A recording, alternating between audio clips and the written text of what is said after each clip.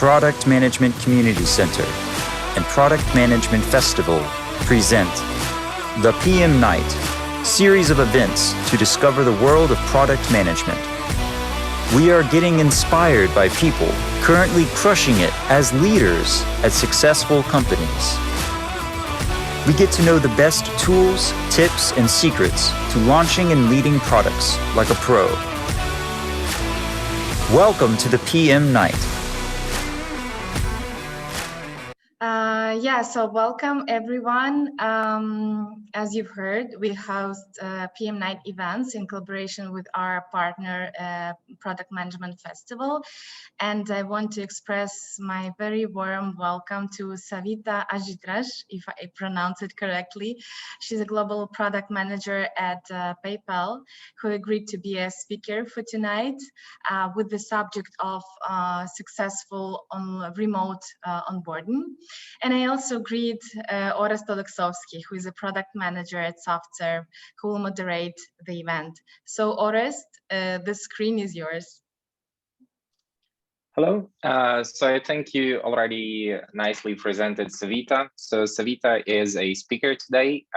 She has a great experience in product management, building digital marketplaces and working on in the e-commerce field, working in smaller startups and large enterprises. So as of right now, Savita works in a PayPal company, as mentioned before, and today we will be speaking about the onboarding. And we will be speaking about onboarding as a new product manager on a new product or in a new company, as well as Savita will share her experience onboarding new product managers into your team as a manager of product managers. Okay, Savita, welcome to the stage. You can start now, and glad to have you here. Thank you, Orest. Thank you, Svetlana. Thank you for the opportunity. It's amazing to be here, and thank you for all the participants who've taken the time to join this session online. So let me quickly start sharing my screen, and please confirm if you can see my presentation.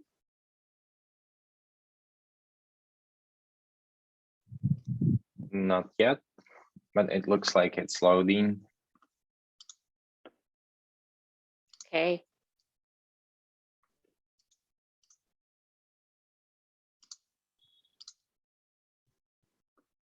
Oops.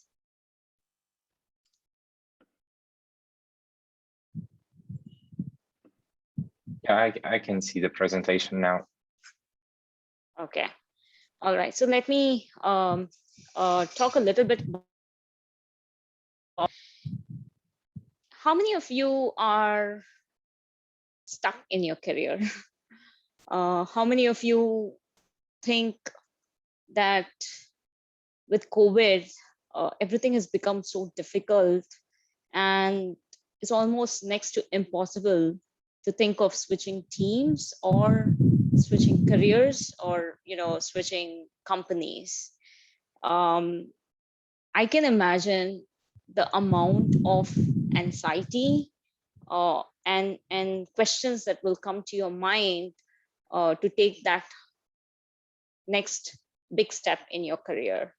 I was in that very position 6 months ago, and I didn't change the company. Obviously, I love working at PayPal, but I was in the same domain for over 4 years. And of course, I had an amazing team. I love doing what I'm doing, but I felt, I'm in my comfort zone. I'm not stretching enough. And I wasn't sure, should I wait for COVID to get over? Should I wait for offices to come back? Because we all know as a product manager, nobody reports to you, right? But you have to influence so many people to get the job done. And as it is, it's tough to get it done in an established team, established role with the remote setup. And if I have to do that in a new space, it almost feels daunting, right? So if you are in that mindset, I would say one thing that I would like you to take away from this presentation is it's possible. You can switch team. You don't have to feel stuck. It's just that there are a few things that you have to do right so that you can make yourself successful, make your team successful, and try few tricks of the trade in first 30 to 90 days. And what I'm going to share with you is a practical learning which I had with my own career. And of course, I've been blessed to be mentored by several leaders in PayPal, senior leaders, and also external coaches and friends and family members. So what I'm sharing with you has been, is going to be a culmination of what I've learned from my bosses, from my mentors, from my gurus, and it's just a kind of a succinct version, 30-minute version. And I hope if you get away from that feeling by end of this presentation, I would say Svetlana, Orest, and I have achieved our goal for today. So with that as the primary context, what I will break down, this presentation is into 5 topics. First of all, if you have to onboard yourself as a PM in a new team or a new organization or a new company or even a new country for that matter, what are the things that you have to do remotely? Specifically for first 30 days, what's that recipe look like? And beyond, which I would call it as 60-day and 90-day goal.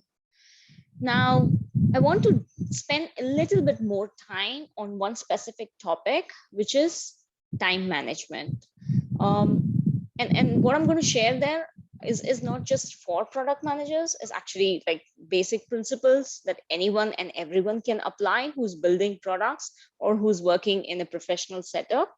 But the reason I want to emphasize that for PMs, as I was sharing my Outlook calendar with Orest and Svetlana a few hours ago, it starts with meetings and ends with meetings. Yeah, so look at the expression of Orest, right? And that's how it is. So if that's the day in the life of a PM, how do you find time to do your work, right? Because at the end of the day, you're also delivering some artifacts for your team to work together, and time management becomes your single most important tool to set you up for success. And then I know there are 2 types of people who are extremely organized and people who hate organization. Now, irrespective of what style it is, some things might come naturally to you and some things you might have to start adapting to it. But there's still ways to get that time management out so that you can do your stuff and your teams can build great products. Interestingly, in the juncture where I am in my career, I also transitioned from an IC role to a management role in the remote COVID times. And I've done onboarding, offboarding. I'm in the process of hiring as we speak. And I've seen people going on maternity break, so filling transitionary gaps for 6 months, and having few people who are aspiring to become PM shadow me, work along with me with all of this in the remote setup, which means obviously there are things that you can do. And actually, I would say there are things you can do much more effectively in the remote world. Now, that doesn't mean that I discount the face-to-face interactions. Obviously, we're all waiting and dying to see the day when we will be back to offices. And there's nothing that can replace that human connection. But still, if you are in that juncture and if you are hiring and onboarding new PMs, there are a few things that you have to do as a manager. And I'll share that in the second part of the presentation, where your role becomes slightly larger. And you also have to care about the culture. And the most important thing I would like to emphasize beyond my first takeaway is the second takeaway: how can you build empathy as the DNA of your team, right? And with that, I know Svetlana has got a lot of questions from the participants. So Orest and I will take some time to answer those questions. And obviously we can take some questions in the live mode as well. So that's pretty much what I intend to cover today.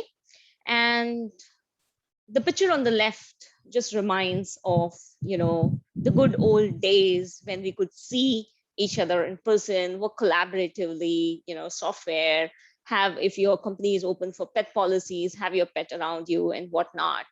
But those are old days, right? It feels like, an age ago. and where we are right now is completely remote setup. And companies where, like ours, PayPal, it's not just Rapport in the same time zone. You're talking about remote with multiple time zones. I have stakeholders in China, Singapore, India, Silicon Valley, which is obviously the PST time zone. I also have few members working in Austin, Vancouver, and other time zones, and of course some business stakeholders in Europe and whatnot. So pretty much it feels like, we are working globally with all the time zones, and in such times, if I have to move to a new team or a new organization, how will I even establish myself, right?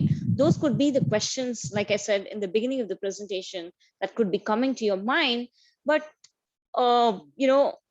if you have found that conviction, and if you're clear that you're stuck in your career and you just don't have a path to move forward, I think you have to build that confidence and say that, no, I will stretch out, I will go beyond my comfort zone and try some other roles in some other companies. And you can be rest assured that you will be successful if you have the right mindset. So what is the key mindset that one needs to embrace in the first 30 days? I would say learning, right? The rules have changed, the playbook has changed. So what you might have already learned over a decade may not be applicable anymore today. So you have to unlearn and you have to relearn. And especially as a PM, you're not expected to be a domain expert on the day you join, but you are expected to be a domain expert over a period of time. So for example, if you're joining a payments company, then you need to learn a lot about payments, how payments work, what are the various entities involved, institutions involved, and what are the biggest gaps in payment transfer today, and how as a PM I can solve some of these challenges. So that will start only when you know the space well to begin with. So read extensively and also read a lot about your product from an outside-in perspective. While you can obviously gain the knowledge from the people inside the system who know in and out, I would say start with the external mindset, start with competitive analysis, spend some time playing around with the competitive products, experience it yourself firsthand, and put out key differences that kind of made you curious as to why things are the way they are. Research a lot about your customers. I think at the end of the day, product managers' primary responsibility is to make the life better for our customers. Now, how will that be possible if you don't even know who your customers are? So research about them. And it doesn't mean that you have to start everything from scratch. There could be tons of artifacts already available, which clearly outlines what have been the discovery from various studies. Take some time, try to get access to them and read about it so that you kind of frame a mindset about what exactly the customer needs are, rather than having an internal version of what I should be building the product for based on my team's and internal stakeholder views, right? Yes, those views are important and we have to respect them, but let's build the customer first mindset in the first 30 days, because once you get into the system, it's very difficult to pull yourself back. And the first 30 days is when you have absolutely no judgment, no preconceived notions. It's like a baby, right? Your mind is like a baby. It's very much willing to absorb and squeeze as much knowledge as possible. So spend that more focus on the outside in perspective than the inside out perspective. The third point that I would like to emphasize here is meet and greet people. Set up as many one-on-ones as you have to, and if possible, do it in the video calls. Your first meeting with most of your team members should be an introductory meeting, right? You don't want to start off the meeting with, hey, this is a project and we want to get this done, right? You have to start building first personal rapport with the people, get to know a little bit of who they are, and introduce yourself personally as to who you are, what value you bring to the table, what's been your past experience, and so forth. If you have the luxury of recorded calls about the customers, all the sales pitches, take some time to even listen in them if the primary first-hand access is not available. And the last but not the, I would say the most important one would be to ask help. And obviously you need to ask help from your own manager and clarify goals. And again, I'm talking about goals not for the year-end appraisal. I'm talking about the first 30 to 90-day goals. What is the most important thing that your manager wants you to get things done on, right? I'm sure if they are hiring you, they might have been in this process for last 2-3 months, and they might have an active roadmap which needs to be executed, or an active pain point which needs to be troubleshooted and solved.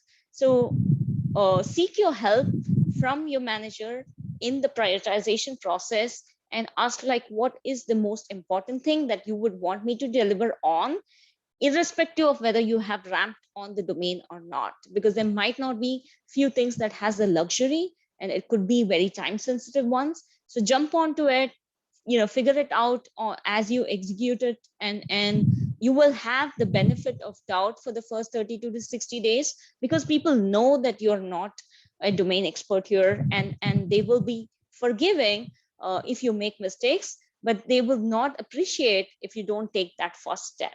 So this is the primary 30-day rule that I would have for the approaching with learning mindset. So, okay, 30 days have passed. Now, what do I do? I would say continue whatever you've been doing forever. This is what I would call as day one rule of Amazon. Learning never stops, right? And it's a continuous learning in the era that we are in. The only thing that might change is first 30 days, you probably had the luxury, and 60 to 90 days, you're getting into the project mode, you're getting into the initiative mode, you have to build the roadmap, you have to start delivering. So you may not have as much as time that you enjoy, which is okay. It can come down, but never stop learning. Other thing I would say is after 30 days, the psychology of people changes. Yes, they have helped you, they've been your buddies, they've given you all the nice KTs and everything else, but now there's a little bit of impatience that's coming from them. So they would want to also start seeing some delivery coming from you. So identify one key initiative and try to go as deep as possible for that initiative. Focus is going to be your key, right? If you're going to be distracted 50 things and not deliver anything at all in like 90 days, you'll start seeing that trust is trickling down, and you don't want to be in that shape. You want to deliver in the first 90 days, identify quick wins if it's going to be difficult to deliver some large initiatives in a small span of time. And don't look at the title of the role, right? You might be even a director for that matter, but once you joined, people don't want you to start bringing changes just like that.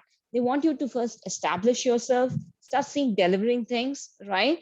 And if you have to get your hands dirty, wear the hat of a junior PM that you had in your early days. There's no need to shy away from getting your hands dirty, because that's when you really understand what your product is delivering and what the complexities are, and what the engineering teams are struggling with. And you can build that empathy only if you are more closer to the ground reality. So that's something I would emphasize a lot on in to start getting the respect from your immediate counterparts in different disciplines. And also identify, when you talk to them in one-on-ones, where they need you the most, right? Sometimes it could be not just a product thing, it could be a process related requirement, right? There are too many ad hoc requests coming. How can we streamline the discovery process for these ad hoc bugs or ad hoc requests coming from other teams, especially if you're working in a highly cross-functional matrixed organization. So pick those cues and see if you can stretch yourself beyond your product arena, and also start bringing sometimes technology tools, bring Slack, Teams, and many other productivity tools if that's what is going to help the team. Because what happens in that process is, one, they see that you're listening to their problems, right? So you start getting respect from them. And two, when you start bringing those enhancements and you go beyond your regular roles and responsibility, they start seeing you as a team player. And it also sets the tone and message to rest of them that, yeah, we have our own roles and responsibilities, but at the end of the day, what matters is what we all achieve as a team. And if we are there to help out each other, going beyond that extra mile, it sets a very positive attitude, and that just works like, a ripple effect, and it just expands more and more. So I would encourage, to not just prioritize your own goals and your boss goals, but also your team's goals, and address the problems of the team where they are clearly expressing they need you the most. And last but not the least, again, communicate the progress, because that's how people get to see what you've done and how you're bringing value to the table. Don't assume that people know what you're working on, especially if you're working in a remote setup. Set up meetings where the progress is clearly communicated to the critical stakeholders, and also send bi-weekly or weekly or monthly communications where you have a very detailed artifacts and numbers talking about what has been delivered and the impact that it has created, either for business or for customers. So that's something I would emphasize in the 60 to 90-day rule, because by the end of one quarter, pretty much everyone would have formed an opinion about you, whether you like it or not, and this will help you to get the right mindset and right perception of how you want each one of your team members to see you as. So let's now talk about the interesting topic: how do you manage time, right? And I'll make it very crisp here. There's no easy answer. The hard truth, you have to stretch, especially when you're new. You have to stretch yourself. You have to be flexible and see how you can accommodate the other person's availability, because they could be SME. They also have to deliver a few things, and they are taking extra time to ramp you and sharing important stakeholder information or project information or company information or priorities or why few things are important and things like that. So they are doing a favor to you, right? And the way you have to return the favor is ensure that you are making use of their time very effectively. If possible, document these learnings, create some sort of a knowledge repository, because just like the struggle that you're going through in onboarding yourself, tomorrow if more and more people are going to join, and if there didn't exist an existing repository, it's time to start building one, so that tomorrow when new people join, they have at least something as a baseline. And it also helps you clearly articulate what has been your learnings, and that writing brings that clarity in your mind and also becomes a very important artifact for your team members. Identify who are the 5 to 7 key important stakeholders are, be it your design team, be it your engineering tech leads, be it your architects, be it your design content designer, or an analytics person or a policy person, depending on the context. And if it's an internal product, who are the internal customers and who are the key stakeholders. Identify them, work with your manager and your buddy to see if you have that right list. And you don't just want to establish with the relationship with these 7 people in 30 to 90 days. You want to actually sustain that relationship as long as you're working in this context, because these are the people who will actually start becoming your allies, and identify what is their goals and how you can contribute to their goals, and how you can align and create a win-win strategy, so that at the end of the day you deliver this product, right? So imagine, as a PM, you are the driver of this car, and as a team you are all trying to move from a destination A to destination B, but unless all the wheels are aligned towards the same vision, which cannot happen unless you build that rapport, that relationship, and understood where they're coming from, and why they're talking differently, why their priorities are different. Unless that conversation has happened, there's no way that you can align. And if you have all 7 of them going to move in 7 different directions, the team is going to be impacted the most and they'll be lost, right? So one way to get the alignment is also see if you can find common measures of success. And that way, if you have common baseline goals, it's very easy to bring that alignment as well. And also find time for both informal and formal connections. All the meetings cannot be just work related stuff.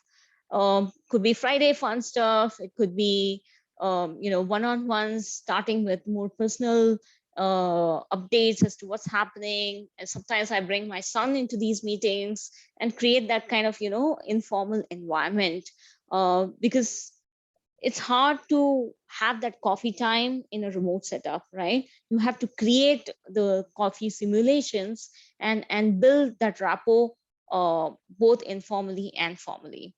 Very tactical stuff. Block calendars for personal hours. I have clearly stipulated my cooking time and my dinner time, because I work in a global setup. That doesn't mean that I'm available 24 hours, to take calls. So I pre-book them, right?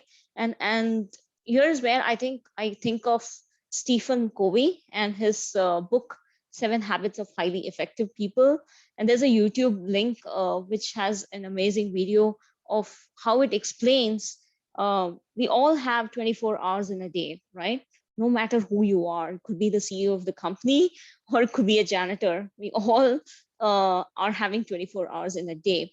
So if you block your calendar all the time with these errands, coming on an ad hoc basis, you will never have time for the key goals that you have set yourself for. So also define, these are my time to document my user stories.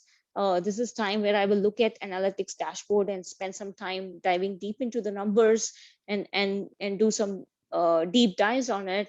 These are times I will listen to customer calls and whatnot. So block those time in advance for the month, so that the rest of the time is available for the team members to block and work with you, and try to find which time zone makes sense, for the personal hours, which time zone makes sense for the professional development hours, and then try to attend meetings where you have to be. Avoid saying no. Instead, find ways to work it out. And also, when you block meetings, instead of having like 30-minute back-to-back, can you try 15-minute meetings? Can you try 20 minutes meetings? Can you at least give that 5-minute break, so that one, you will have time to drink water, take a nature break. You're also giving others the time to do that. With this back-to-back craziness, pretty much in PayPal, we have put this as a thumb rule. And if it comes from the top leadership, it's even more better. And that way, everybody is mindful of the 5-minute breaks that are needed. And also, not necessarily everything has to be a minimum 30-minute meeting, right? If something can be discussed in 10 minutes, finish it off in 10 minutes. And just because the time is blocked for 25 minutes, if the agenda is done, please give 10 minutes back to everyone, and appreciate people taking time for you. Don't take it for granted. Be grateful, because like I said, everybody has their own jobs to do. They're doing a favor by helping you ramp. Of course, they're also in that way, creating a successful team. But do appreciate, take the time and say, hey, I really appreciated the way you did the architecture view in, with patience, and give that appreciation very timely manner. And that, of course, it has to be authentic. And when you go into meetings, take notes, let everybody know that, when you are calling for meetings, those meetings are run very effectively, and whatnot. So that's the management of time part, both the tactical stuff as well as, beyond the tactics, the strategies that you would want to employ. So that ends the first part of the presentation. Just doing a quick time check. It's already 30 minutes past, right, Svetlana? Yeah. So I'll go for like probably 10 minutes, and then we'll go into the Q&A. This part of the presentation is for people who are, in the management role and are hiring PMs. What are the things that as a hiring manager you need to take care of to build a very effective team? There are primarily three pillars of this aspect. First is the people part, and then is the culture part, and then is the process part. So let me dive deep into the people part. When you are a people manager, you obviously need to take time to understand new members in your team. And there's no one size fits all, because each person is different. What ticks for one person may not tick for another person. What style works for one person may not work for another person. And you don't want to be expecting your style to be followed by your team members. In fact, the more diversity you have, the better it is, because that way you kind of complement each other. And take that time to acknowledge those different styles of working, and also introduce the new members on your team to the wider organization. Help them by telling these are the key people, and also, if possible, connect them with the important team members, so that they know that this person has joined, and this person is going to work on this area, and this person is expecting to get help from so and so, and you're expecting them to also be their buddies and do that part. Also, some tactical stuff: if you have distribution lists, if you have Slack teams, do take time to ensure that all that housekeeping is done, and they feel they're part of the team, right? You don't want them in the first 7 days to feel like they are lost. So the more integration you do, the sooner they will be able to ramp. And ask them to also take these orientations which the company puts for new hires seriously, because it clearly calls out the culture of the company. It clearly calls out what are the best practices, what are do's and don'ts. From a policy standpoint, if there's a handbook, ask them to read that handbook. If there are mandatory trainings, please do ensure that those mandatory trainings are done, because that's the fastest way of orienting new members to the not just your team culture, but also to the organization's team culture, and ensure alignment from the beginning. Also give them time to learn, right? Give them that space, because some people are fast learners, some people might take slightly more time based on the pace of each individual. Keep the critical part analysis of how they're doing maybe to the slightly later part, because in the COVID times what's happening is people are remote, so some people are struggling, some people are able to do it, some people suddenly lose someone in their personal family, or or they're just, all the time looking at this crazy news where someone or the other is impacted. And all of that actually puts a lot of pressure on the mental health. So even they might be the best of the best in their previous work ex, but since the situation right now is not an easy situation, they might just need more time. So give that space, and also share clearly what the focus areas are for the first 90 to 180 days, assuming the first 60 days they're ramping and they are beginning to start deliver. um, Give them very clear, concise goals, and also help them with useful collaterals or Confluence wikis.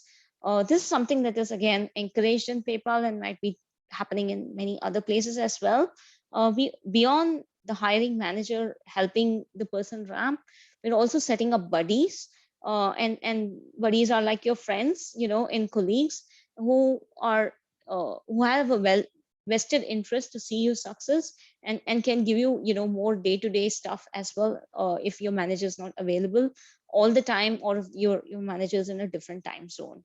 So set up a mentor, and that way the team grows, and the new member also feels a little bit of comfort, because they know whom to, they have someone to reach out to in case they get lost in that process. So that's on the people part. Now coming to the core PM work that we do, right? We work with design team, we work with the research team, we work with engineering team.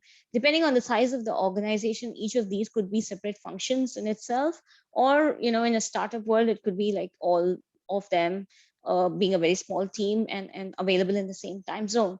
Irrespective of that, identify these key POCs and identify partners for your functional area, and see how you can have that constant dialogue where they can express their requirements to you. At the same time, you can also align, say, this is how we are moving our strategy towards. Can you give your feedback and bring that N in a box, or um, uh, cross-functional diverse thinking, and also bring them into a monthly sync up where you share how we are moving as a product, what's our next 90-day plan, and they also have a forum to give that feedback. And that builds again trust, not just with your immediate engineering counterparts, but with these various cross-functional stakeholders who are equally important in the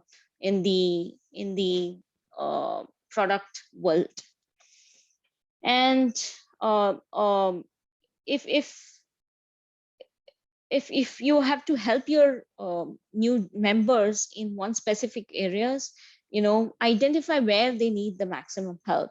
Obviously, this clearly calls out the 5-step process from discovery to product definition, and then you work with the design team to come up with the storyboards and wireframes, and then get into the implementation mode.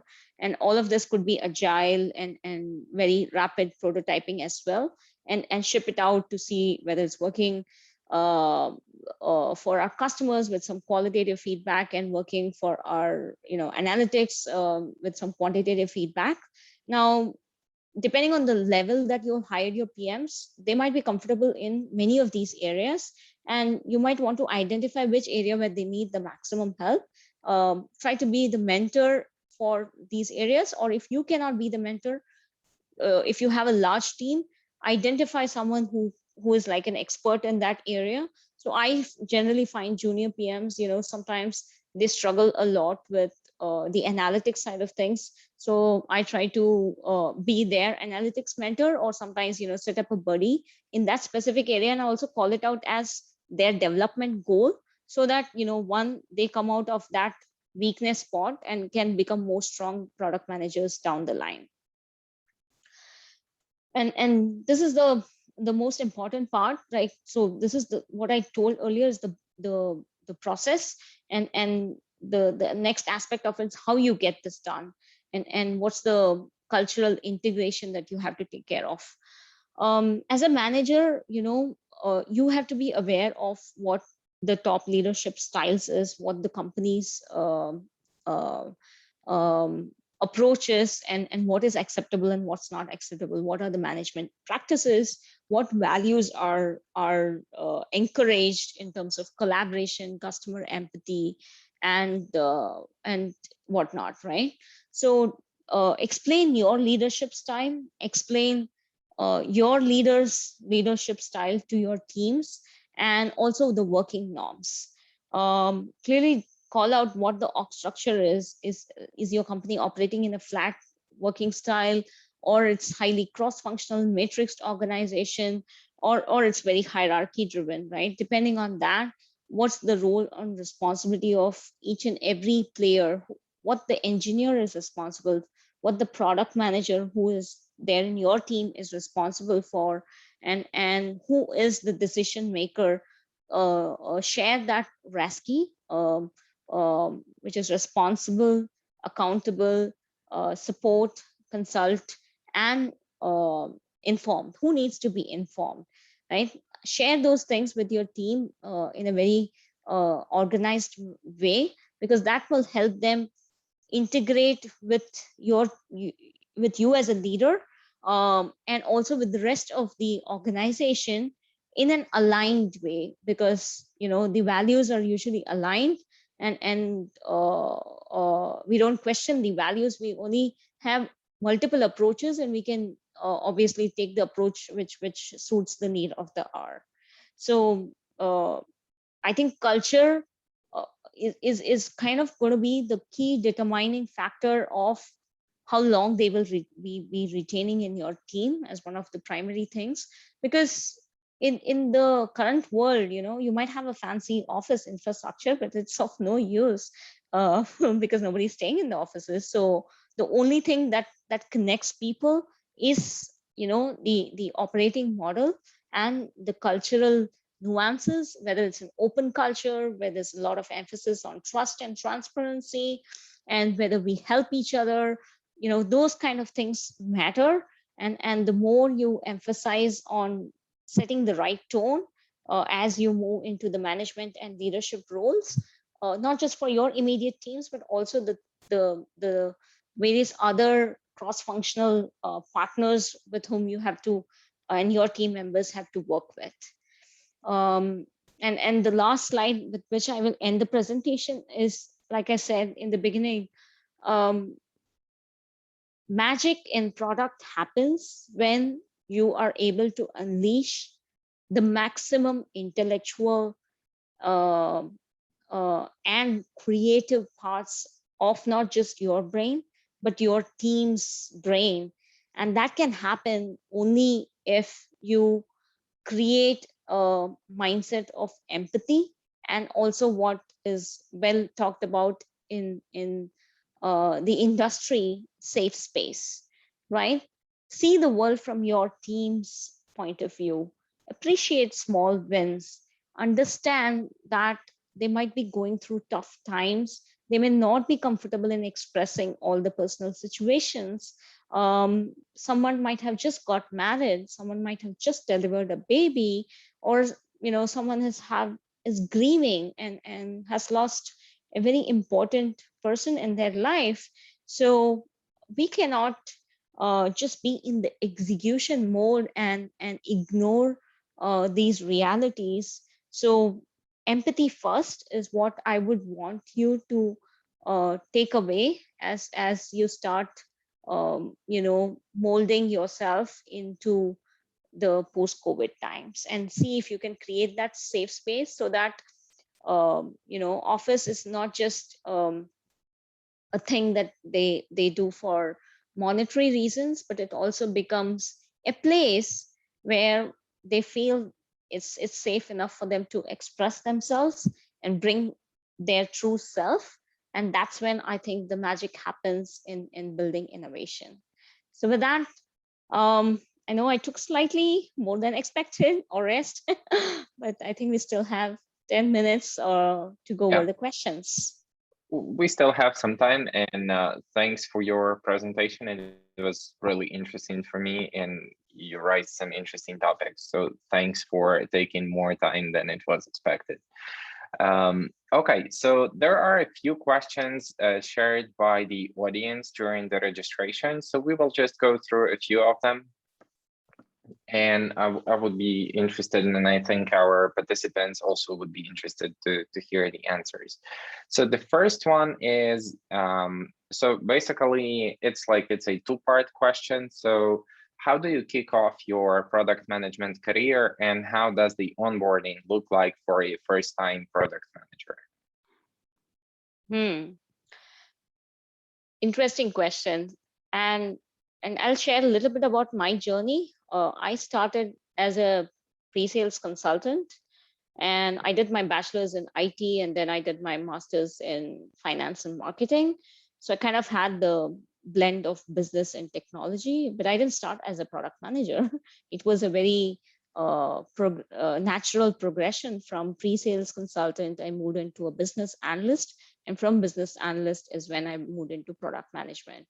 So I think some of you might have heard about product management and are aspiring to become PMs.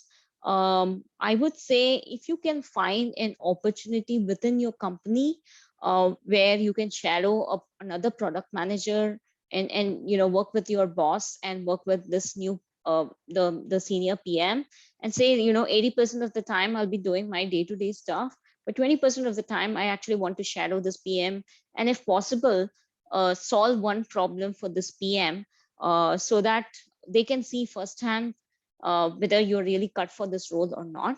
And two, you can see for yourself, are you just attracted by the fancy title, or are you really up for this role?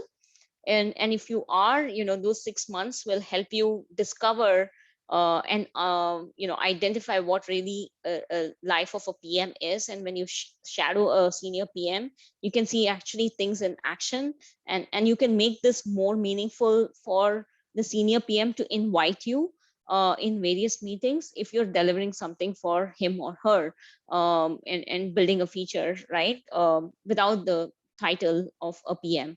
So what that shadowing does is basically, beyond the advantages that I've already told, after 6 months, either within the same company, if the opportunity opens up, or out somewhere outside when you sit for interviews, you will be able to confidently answer, the product questions and be able to go beyond the theoretical knowledge that's available in the market. So that's one tip that I would share. And I've seen many of the junior PMs shadowing several senior PMs in PayPal and actually cracking that transition from either engineering or some other role to product. And of course, it should be a win-win in those aspects. If you're not able to identify that opportunity within your company, then see if you can do something in some community forums such as this, and find some startups who might be okay and to have you work as a part-time and contribute to that as an intern or whatever, right? So try to get a real life practical experience, because that increases the chance of you moving into product role. And for someone who is first time PM, it's been for me like a decade, so I have to recall my memories what I did at that point of time. But I would say whatever I've told in the beginning of the presentation, pretty much applies to a PM, either as a junior PM or as a senior PM. So that's my take. So hope that answers the two-part question, Orest. And feel free to add. I think it does. It's actually, so I very much agree with the first part, where it's not necessary to start a career as a product manager. I think product management is a career into which you have to switch from a different career, because it's not like an entry-level position that you can just start right after the college or something. So I think as a starting product manager, you need to have an experience having a career before. So it does not really matter which career. I mean, I think it should be somewhere in a near field. Like you could be coming from a software engineering, or from pre-sales, or from like quality management, project management, or sometimes, and it's a case for me. So I was coming from a domain in which I now work. So I worked as I worked in the HR organization, and I was a product owner for different HR systems in our company. And then I made the switch to a product management in a HR domain once again. And many people I know in product management, they also had a different career before becoming product managers. And I don't think I know one person who did not have a job before becoming a product manager. So I think what's really important is that product management is like, it's a position for a switch in the future, but you still have to have some professional and career skills to make that switch. And I don't think it really matters much from where exactly you are switching into product management, but I also don't think that all professions would fit for that switch. Okay, so the second question is also interesting, and it's coming from some of our guests. So again, a two-part question. So first part is, how do you monitor, or how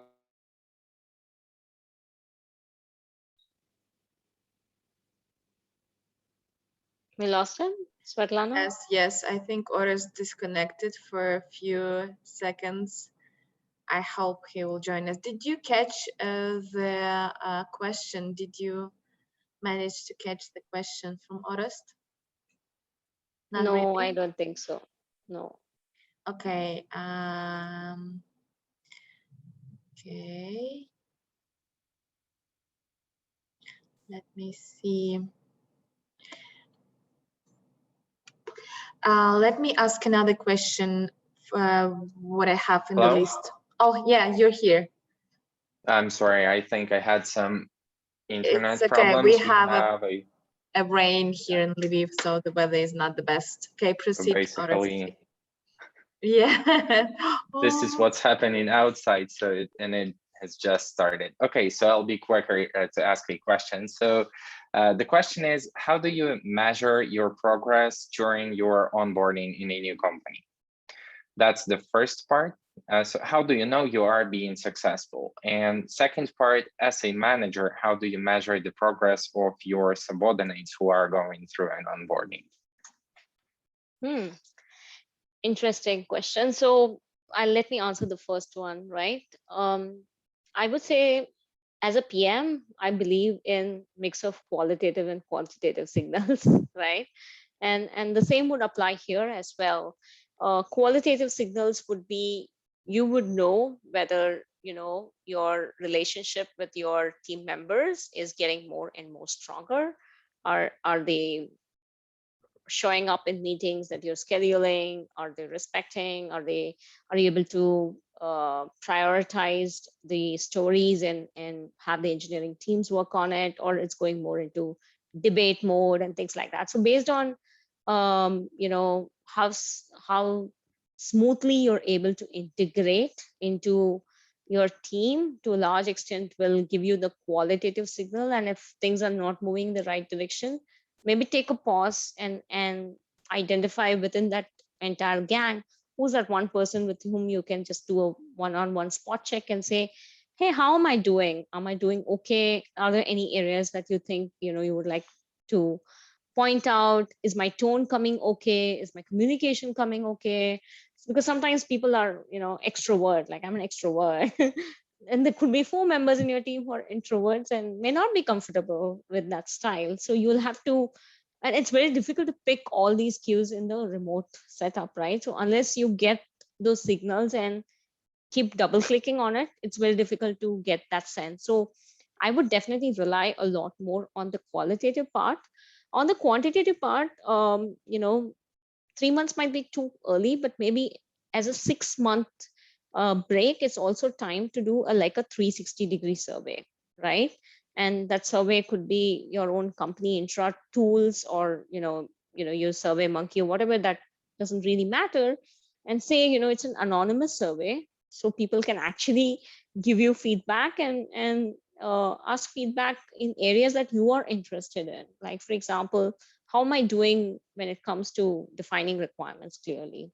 How am I doing when I'm communicating the vision? How am I doing when it comes to helping the team with the bug prioritization, blah, blah, blah, right? So identify the areas, and if your company already has product management focus areas, try to, ask questions in those areas so that you are, as a discipline moving up the PM discipline, and do a mix of qual and quant to see, okay, these are my strengths visible, these are my blind spots which I was not aware of, and came through either the anonymous survey or through the one-on-one conversations. And also ask very open to your boss, how am I doing?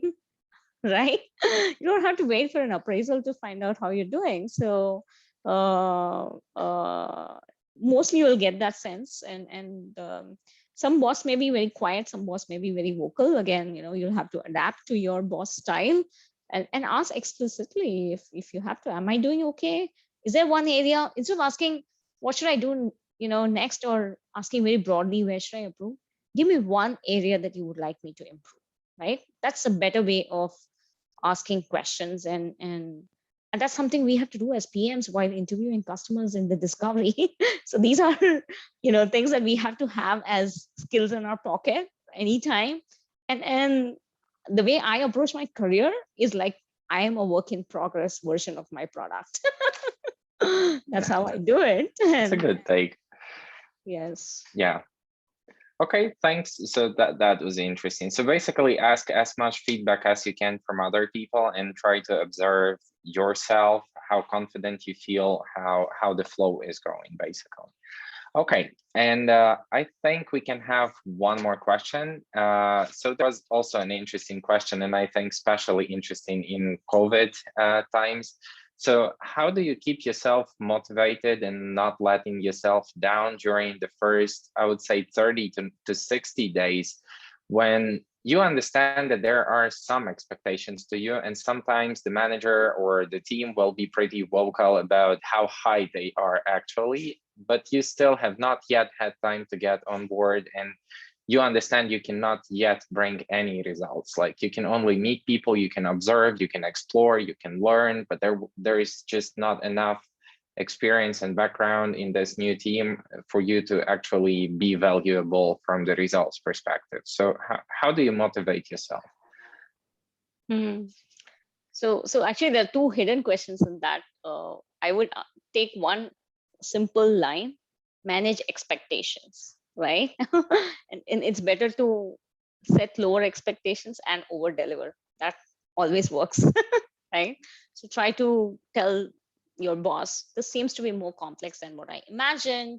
Here are my problem areas, and see if you can get help from your boss to also fine tune those areas. If you're struggling to get a particular member on your team to execute, right? See if you can, ask who is the right person to influence this person, right?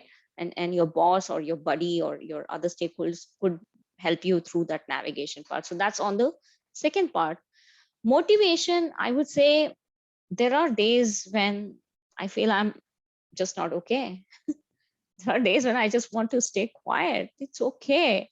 You don't have to beat yourself for not being productive one day of the week. No, it's perfectly okay, because it's not easy to sit in front of the computer all the time and ignore the stress that you're taking, the mental stress and whatnot. So you're lucky if you have a team and a boss who understands these aspects and say, I just need a day off, and it could, you're physically okay, you don't have any problem, you don't have cold, but I just want to take off because I need that peace, I need that quietness, right? And again, there are a lot of companies, including PayPal, who have started announcing wellness days and whatnot, right? I think it was one of the companies which announced 1 week off, right? Because that's the kind of rest we need. And for PMs, I can imagine how much stress it is to work all the time. So that's one way of looking at it. Two, motivation has to be more internal, right? What kicks you? what gives you happiness, right? Maybe seeing your team success gives you happiness. Seeing your customers happy gives you happiness. Seeing the charts going up gives you happiness, right? Depending on who you are, you need to find your internal motivation and see how you can feed into that motivation, but don't beat yourself up is what I would like to emphasize, because it's tough. Marty Kagan says product is hard. I'm saying product is super hard in the COVID times. Right? Yeah. So it's not easy. I think for this part, it's like, I think this stress of thinking that expectations to you are super high is really coming from different books and movies and so on, where you see that the work culture is like you have to kill yourself working, because that's how you succeed and so on, and you have to work hard and so on. While in reality, in my experience, when I was joining the new teams, when someone joins my team, I personally never felt that, like, I thought that expectations are very high to me, but that was not the case in reality. Like, I thought that the expectations are higher than they actually were. And this is where the stress was coming from, because I thought that I have to work harder and harder and harder, and I did not allow myself to have this peaceful day, as you say. So just a day to get some peace and so on, because I thought I have to work harder. While in reality, when I just had a conversation with my manager or my team or someone else, and I was trying to align the expectations, I just understood that it's mostly in my head. Real expectations are just a tiny bit lower, and I can relax. I can allow myself this one day of peace, or just working a bit slower than usual.